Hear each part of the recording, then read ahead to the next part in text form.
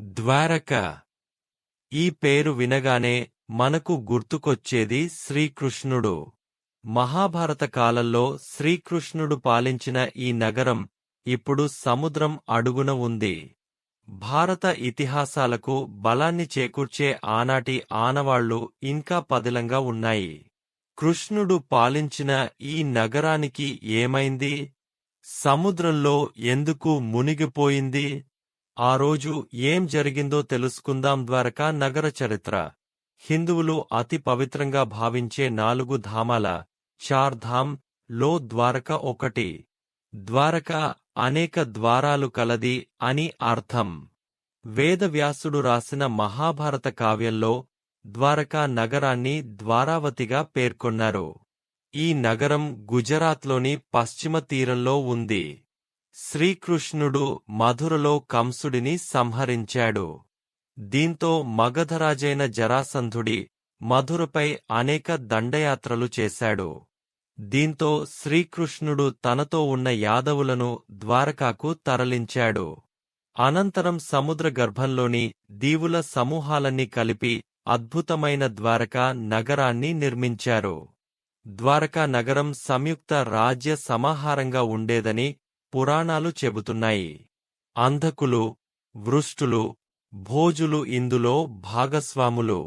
ద్వారకను పాలించిన యాదవులను దసరాస్ అంటారు. వాసుదేవ కృష్ణుడు, బలరాముడు, సాత్యకి, కృతవర్మ, ఉద్ధవుడు, అక్రూరుడు, ఉగ్రసేనుడు ద్వారకలో నివసించిన యాదవ ప్రముఖుల్లో ముఖ్యులు. ఆ కట్టడాలు మహాద్భుతం. గోమతి నదీ తీరంలో ప్రణాళికాబద్ధంగా ద్వారకా నగరాన్ని నిర్మించారు. నిర్వహణ సౌలభ్యం కోసం నగరాన్ని 6 విభాగాలు చేశారు. నివాస ప్రదేశాలు, వ్యాపార ప్రదేశాలు, వెడల్పైన రాజమార్గాలు, వాణిజ్య కూడళ్లు, సంతలు, రాజభవనాలు, అనేక ప్రజోపయోగ ప్రదేశాలతో ద్వారక నిర్మితమైంది.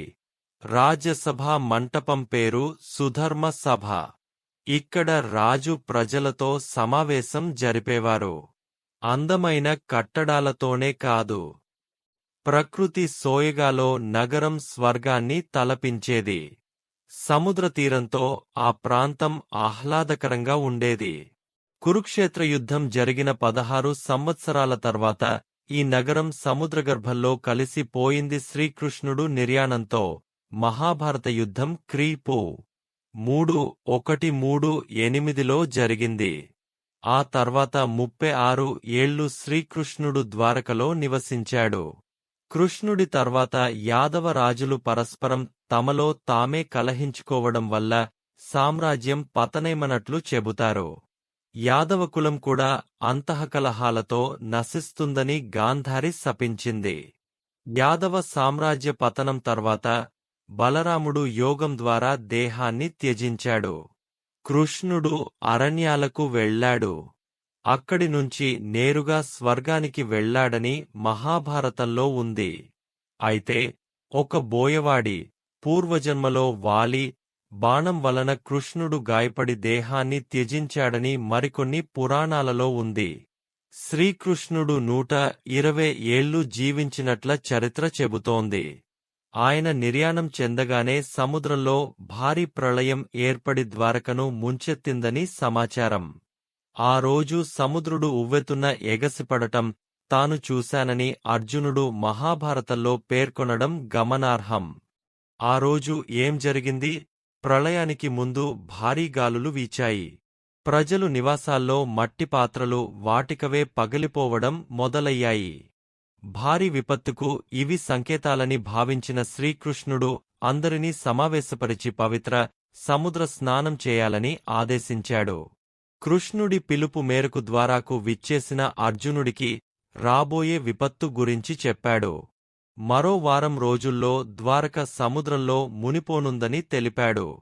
ద్వారక ప్రజలను సురక్షిత ప్రాంతానికి తరలించాలని సూచించాడు.